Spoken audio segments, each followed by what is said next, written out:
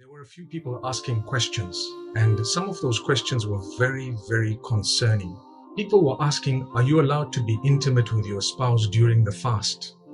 Now that is quite a strange question, but then again, there are people who probably are ignorant.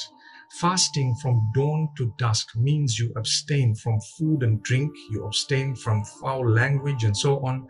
You also abstain from intimacy with your spouse during the daylight hours. Now, that which is haram and prohibited is obviously haram inside and outside of Ramadan. If someone was doing something haram and were to engage in haram during the fast, then that would be a double sin. One, for it being haram, and two, for it to be breaking the fast in that way. But another very, very important point is your own spouse as well. You cannot have intimacy with your spouse during the daylight hours of Ramadan.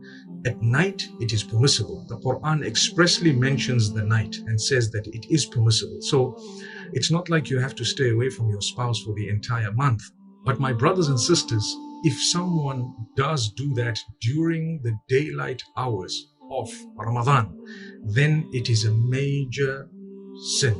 And in order to compensate for that, you would have to fast 60 consecutive fasts after Ramadan and seek the forgiveness of Allah subhanahu wa ta'ala. So it is something that people don't like to discuss, but it needs to be discussed. Someone also asked in the live session, is it permissible to masturbate during the fast? Does it break the fast? The answer is it definitely breaks the fast, and you would have to make that fast again sometime after Ramadan and seek the forgiveness of Allah subhanahu wa ta'ala. If it was haram and a person actually did something that was prohibited, then it makes the matter even worse, which means if you have fornication during the fast, then it's worse because that is prohibited even if you're not fasting. May Allah subhanahu wa ta'ala make it easy for us. These are the days of Ramadan. They're supposed to impact upon you. You're supposed to develop your relationship with Allah. Take them seriously and engage in some form of extra act of worship, even if it is just dua. So a question arises, what is the best supplication I could make? The best supplication you could make is to seek for the forgiveness of Allah subhanahu wa ta'ala. Seek the forgiveness by saying, Allahumma innaka afuwwun tuhibbul afwa anni.